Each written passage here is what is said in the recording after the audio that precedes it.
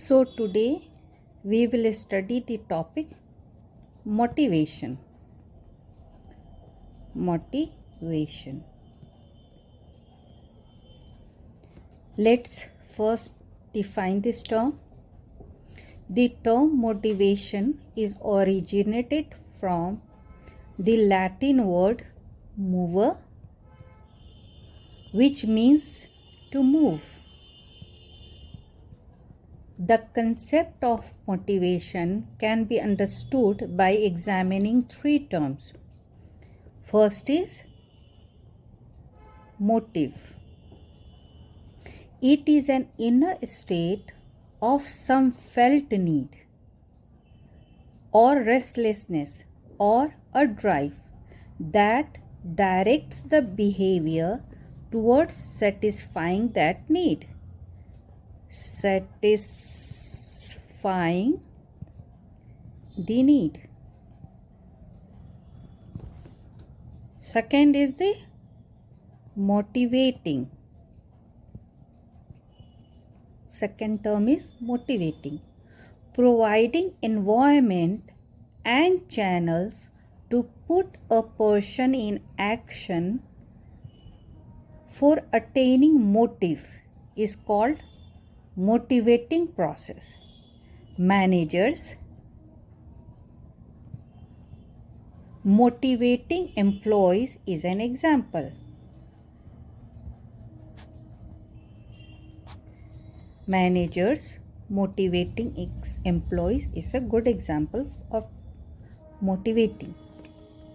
Third term is motivation. These are complex forces pushing a person to work in an organization and continue in the course of action already initiated. It is a goal-directed behavior. It is a goal-directed behavior. However, if needs are not fulfilled, it leads to frustration.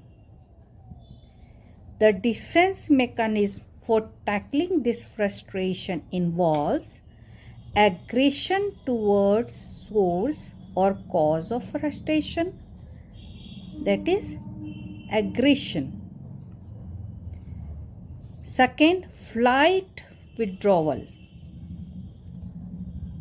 Flight withdrawal of oneself from the situation. Third is apathy compromise. Apathy compromise with situation, physically present but psychologically absent in the system.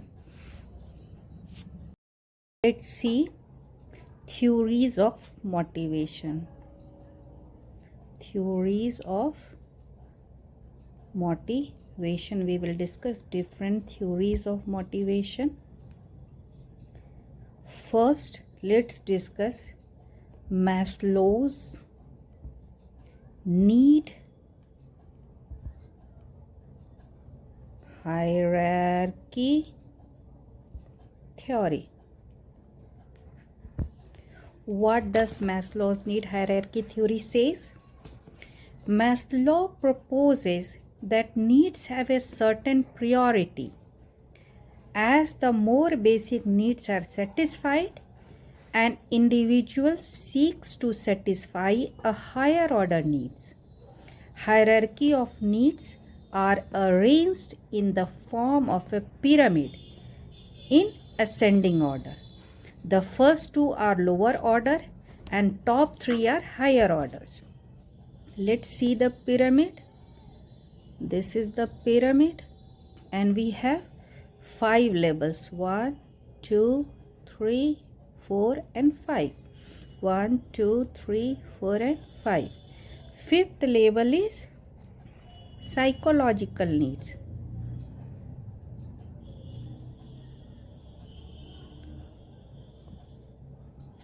Fifth level is physiological needs. What are these physiological needs? These are most powerful but basic needs. for survival. The need dominates all other needs. Second is the safety or security need. Security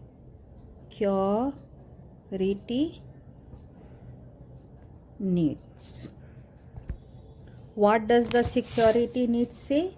Once psychological needs become relatively satisfied, the safety needs begin to manifest and dominate human behavior. These include protection from physical dangers, or economic security, or desire for a safe environment, or the desire to know the limits of acceptable behavior. Third is the social needs. Social needs. These comes when a man wants to get associated with others, needs love and affection, and to gain acceptance from other people. Social needs actually provide meaning to work life. Second is the self-esteem need. Self-esteem needs. The esteem needs are concerned with self-respect,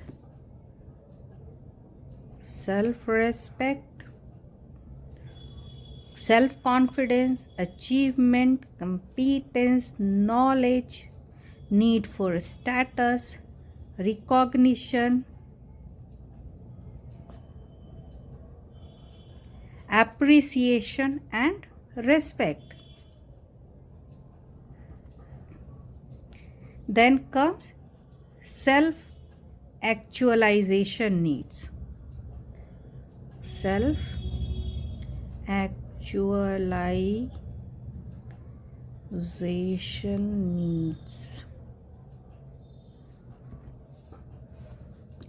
These are needs for realizing one's own potentialities, for continued self-development. Self-fulfilling people are rare individuals who come close to living up to their full potential, for being a classical example of human virtues. It is a growth need. Self-actualization is a growth need.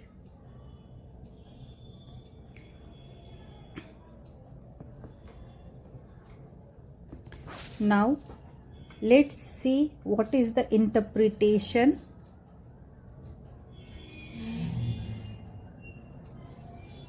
of Maslow's theory. Maslow suggests that various levels of needs are interdependent and overlapping.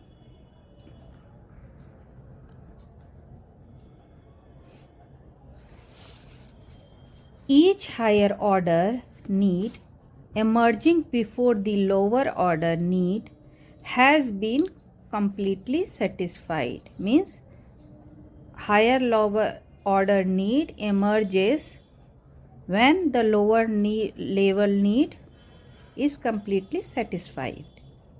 When the peak of one need is passed, that need ceases to be the primary motivator. Second theory, let's discuss Herzberg's motivation.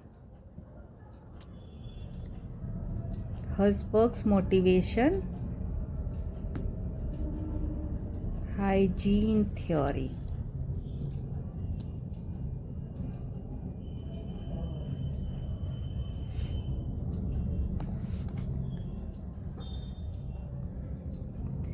Frederick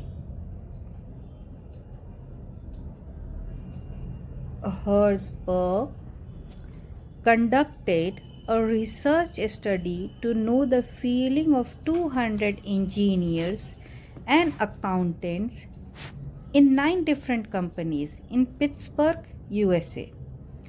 During a structured interview, they were asked to describe few job conditions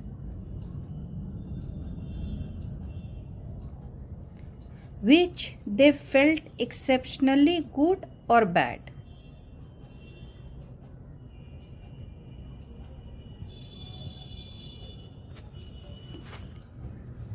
About jobs. On analyzing the information collected by interviews, Herzberg concluded that there are 2 categories of needs, especially independent of each other, affecting behavior in different ways. These 2 conditions are: first is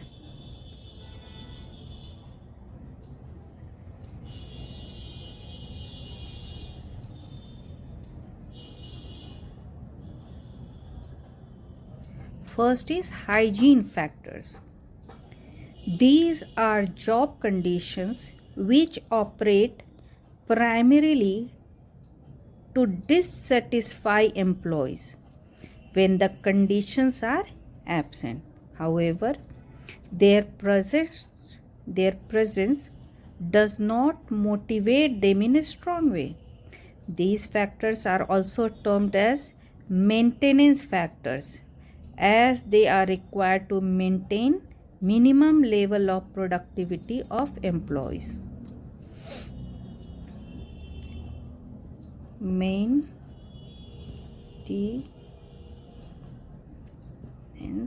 factors. These are also called maintenance factors.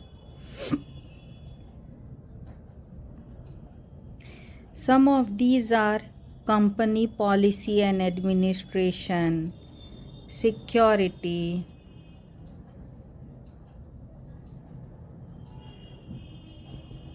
salary, personal life, supervision, status, work condition, relationship with supervisor, relationship with peers, relationship with subordinates. These factors produce no growth in a worker's output. They only prevent losses in workers' performance. Any decrease in these factors will dissatisfy employees. So they are also called dissatisfiers. They are also called dissatisfiers.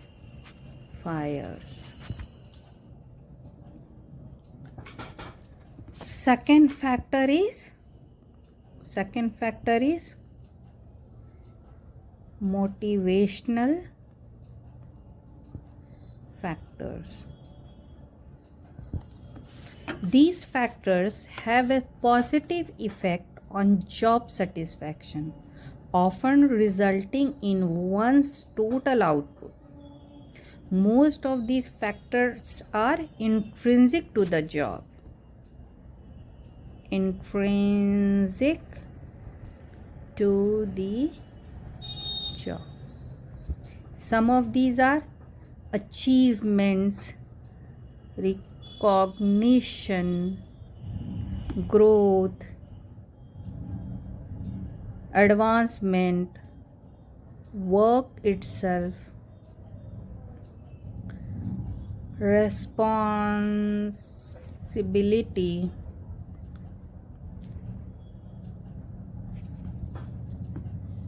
and advancement.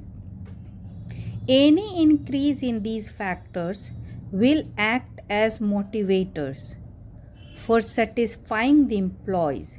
However, any decrease will not affect their satisfaction level. Herzberg mentions that it also depends upon the personality characteristic of individuals, how they seek these factors. Job enrichment,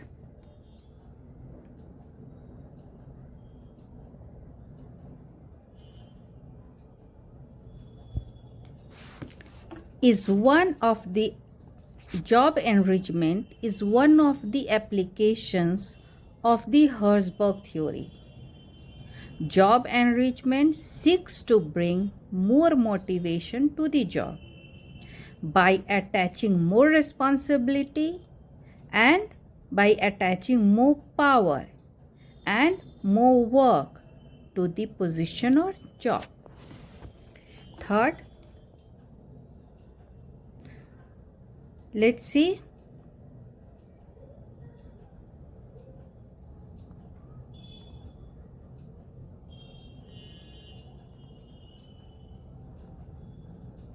Mcclelland's needs theory.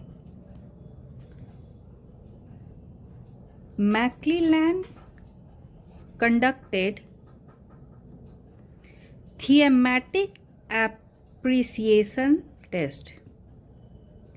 Thematic appreciation test, wherein he made people to write stories. He made people to write stories about certain vague pictures.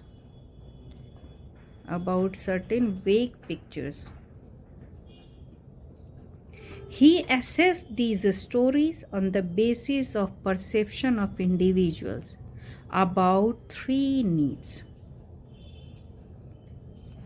What are those 3 needs? First need is need for power. The people with a high need for power have a great concern for exercising influence on others and controlling the environment. Such individuals seek position of leadership.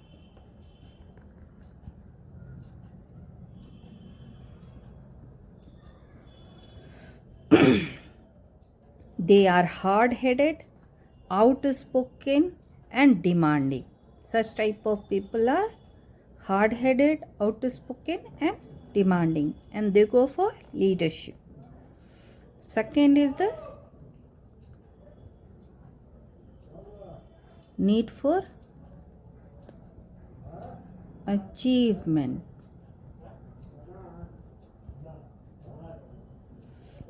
Individuals having a high need for achievement take up projects which are challenging.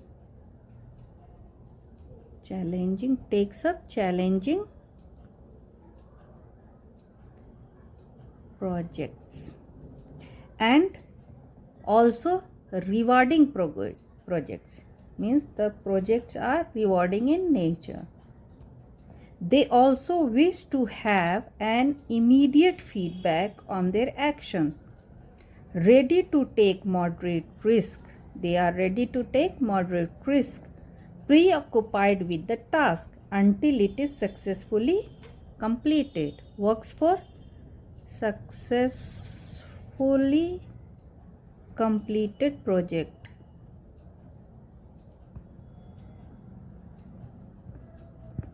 Accomplishing task provides satisfaction.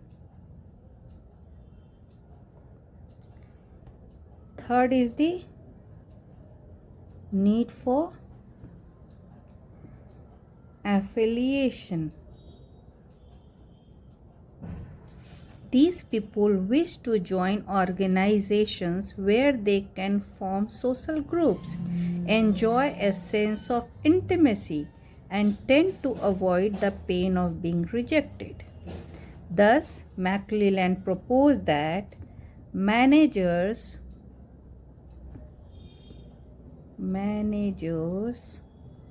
show high level of need for achievement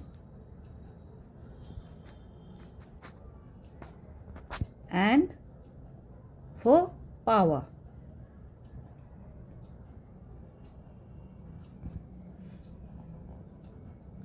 But low for affiliation, while middle level, middle managers or chief executives go for high need for achievement. High need for achievement.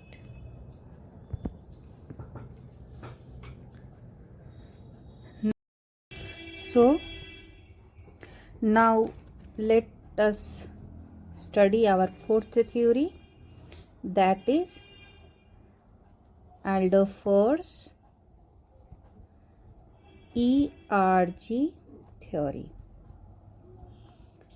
Now what does ERG stands for? E is for existence, R is for relatedness, and G is for growth. So this is Adler's ERG theory. This theory was developed by psychologist Clayton Adler. This is an extension of Maslow's need hierarchy theory. The needs are categorized into existence, relatedness, and growth. Now let us see them one by one. First is existence need. Existence needs. These needs satisfy psychological existence and satisfy the security needs of any individual. These are lower order needs of Maslow. Second is relatedness needs.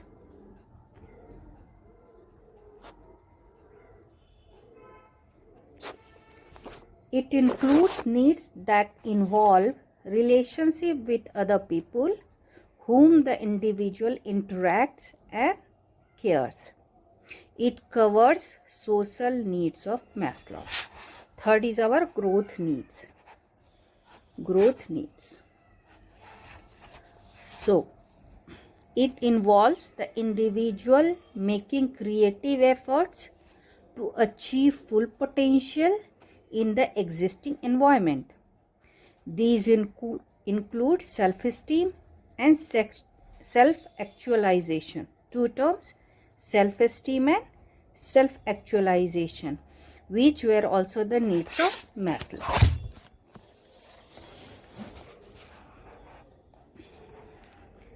Adler formulated two principles. First is satisfaction progression principle. Satisfaction progression principle. So, what is this? As one need is satisfied, even it is in part, it leads to progression to other needs.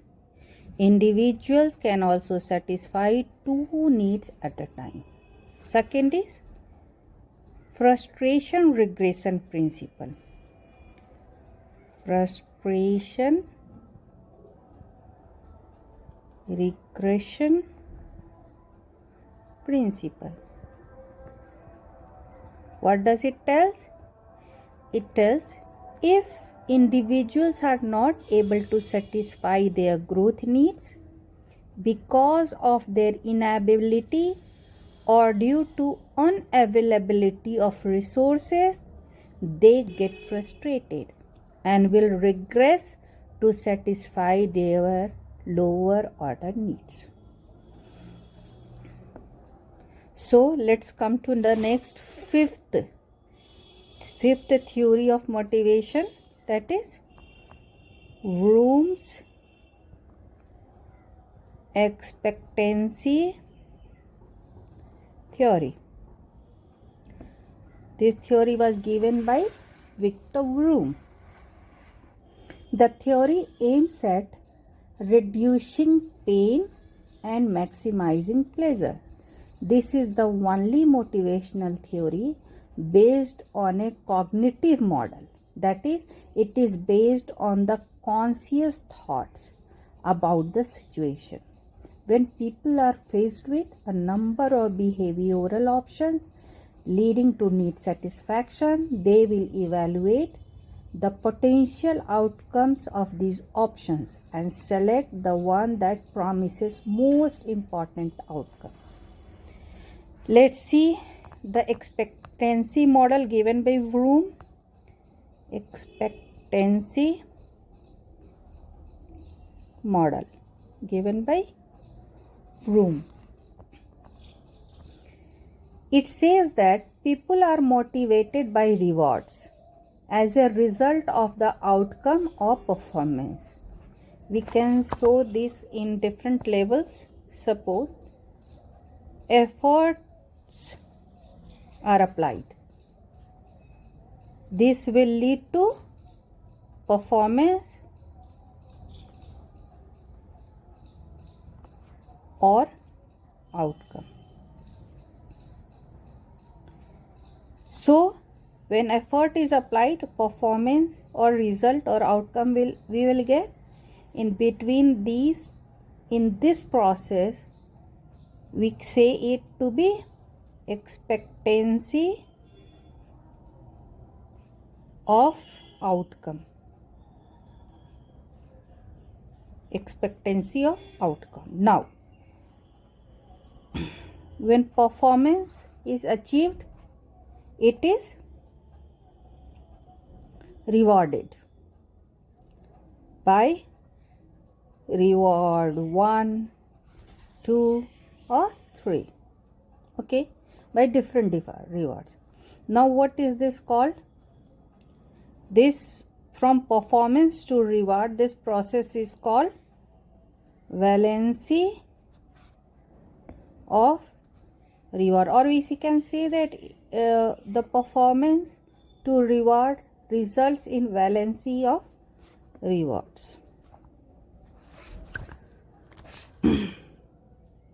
Victor Vroom expressed motivation as, he says that motivation is a force.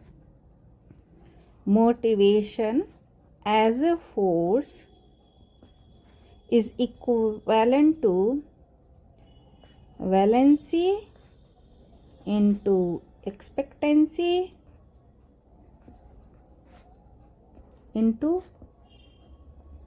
instrumentality.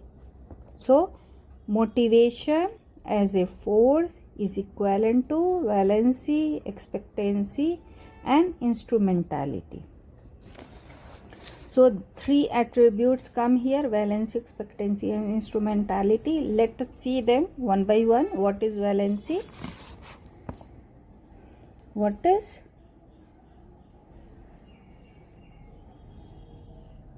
valency?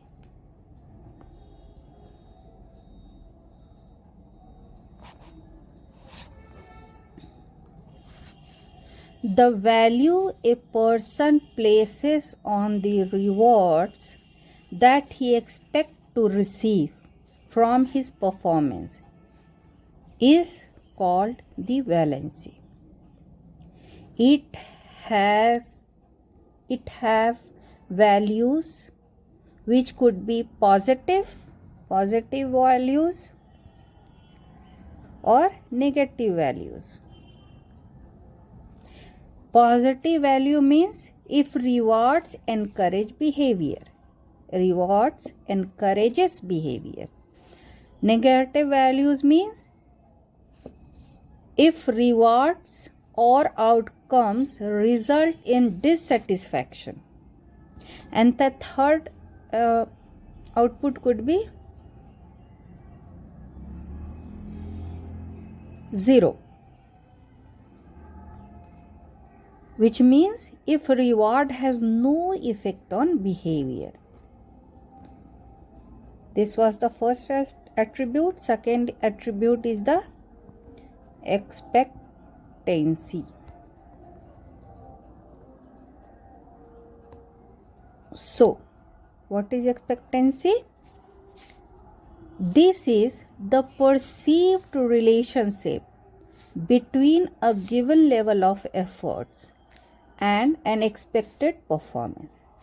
It is the belief that efforts leads to performance. It can have values, which could be 0 value or could be 1 value. So, 0 value means if efforts are unsuccessful. 1 value means efforts are rewarding. Third attribute is instrumentality. Now, what does it mean? It refers to the degree to which a first level outcome will lead to a desired second level outcome. It is a belief that performance is instrumental in giving rewards. So, example of it is high performance means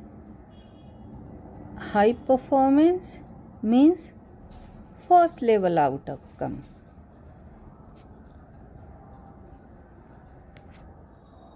And this could lead to promotion.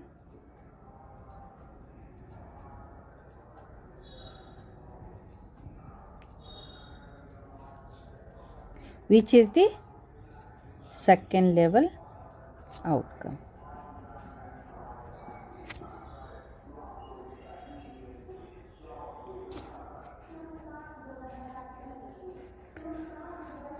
Now,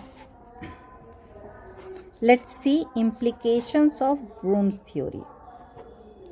Implications.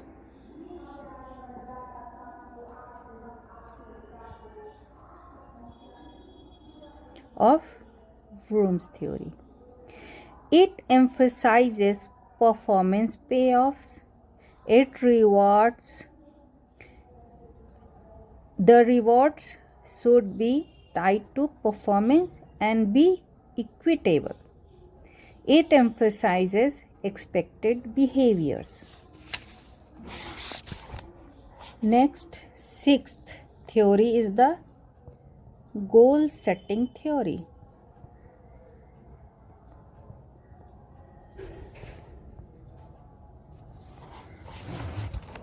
This theory was given by Edwin Locke.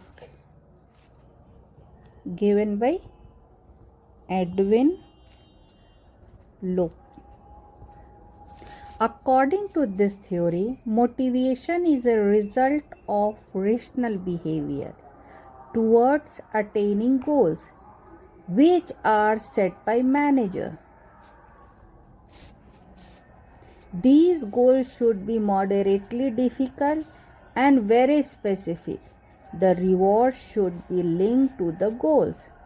There should be involvement of workers in the organizational goal setting and performance feedbacks must be given.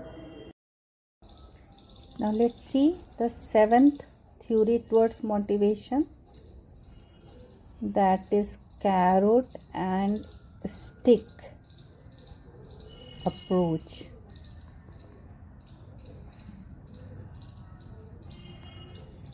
Carrot-and-stick approach to motivation, also called as reinforcement theory. What this theory says? In this carrot and stick approach, it is based on the principles of reinforcement. In motivating people, rewards were reinforced to get productive behavior, and punishment were reinforced to avoid unproductive behavior. Rewards for productive behavior and punishment for unproductive behavior. Punishment is effective in modifying the behavior only if it forces the person to select a desirable alternative behavior.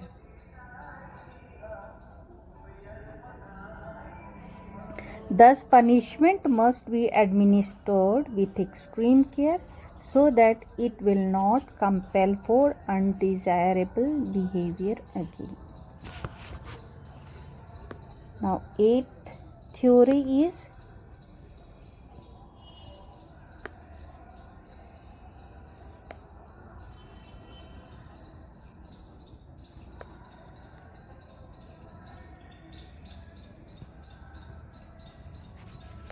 McGregor's theory X and theory Y. This theory is an integration of assumptions, generalizations, and hypotheses relating to human tendencies towards work and towards organization. McGregor made two sets of assumptions. They were the theory X, which that is negative assumptions. First is theory X, which is for negative assumptions. So, negative assumptions are made related to first, employees inherently dislike work and try to avoid it. This is the first negative assumption. Second, employees need to be pressurized to perform under supervision. Again, negative assumption. Third, employees will discourage taking responsibility. Okay. Employees need directions for performing tasks. Employees display little ambitions and want security. These were the 5 negative assumptions in theory X. Then the second is theory Y, which is positive assumptions. What were the positive assumptions? First, employees consider work as natural, that is as a rest or play. Second is people exercises what? Self-direction and self-control in attaining goals. Third is people are committed to their responsibilities. Fourth is people have need for self-actualization and self-esteem. These were the 5 assumptions in theory Y, positive assumptions. So, lastly, McGregor's approach for the theory X results to it is production centered first. Second, it is autocrative and directive. First, X theory. For X theory, theory X, theory X. First, production centered.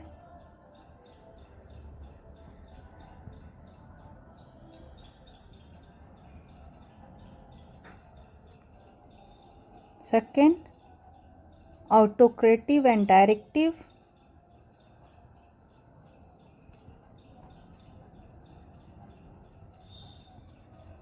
Third, theory X is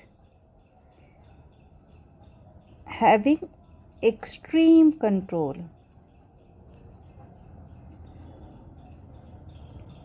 Fourth, it needs close supervision. Needs close supervision.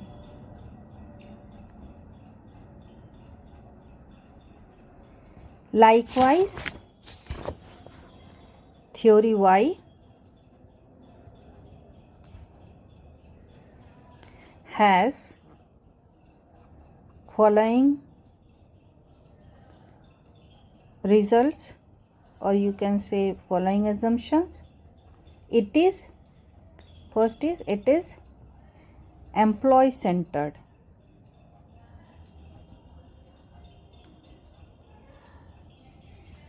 Second, it is self control.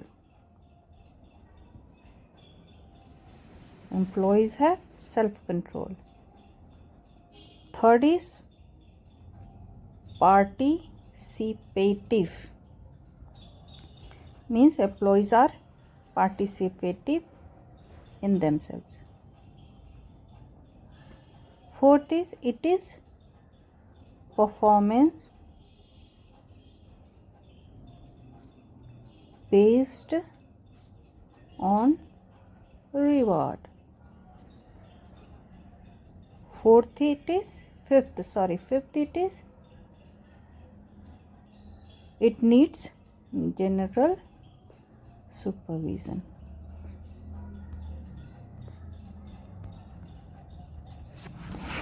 After that came the theory Z. Theory Z. What the theory Z says? First of all, it was given by William Ochi. William Ochi gave this theory. This theory takes into account the strength of Japanese management. Strength of first Japanese management.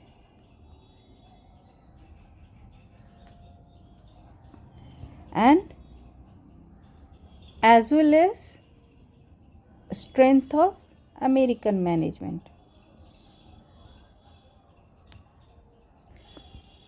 In Japanese management strength, it talks about social cohesion, job security, concern for employees. And as per American management, it says about speedy decision making, risk taking, skills, individual autonomy, innovation, and creativity. So, as a mixture of American and Japanese strength, it proposed a mixed system. So, the characteristic of theory Z are: first is trust, integrity, and openness. Trust, integrity, and openness. Second is strong, long-lasting relationship.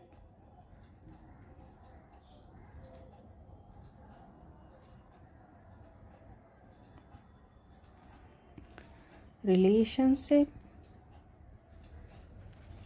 between organization and employee.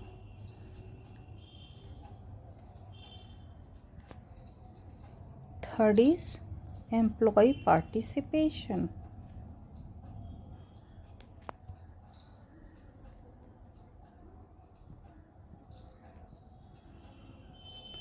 Fourth it says about structureless organization. And fifth, he says about holistic concern for employees.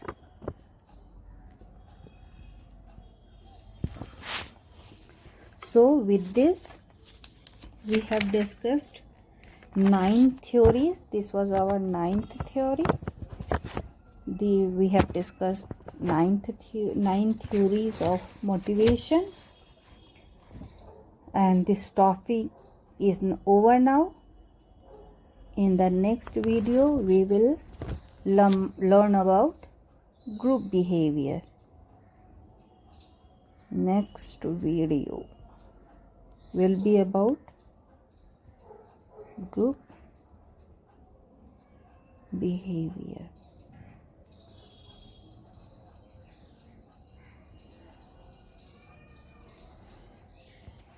So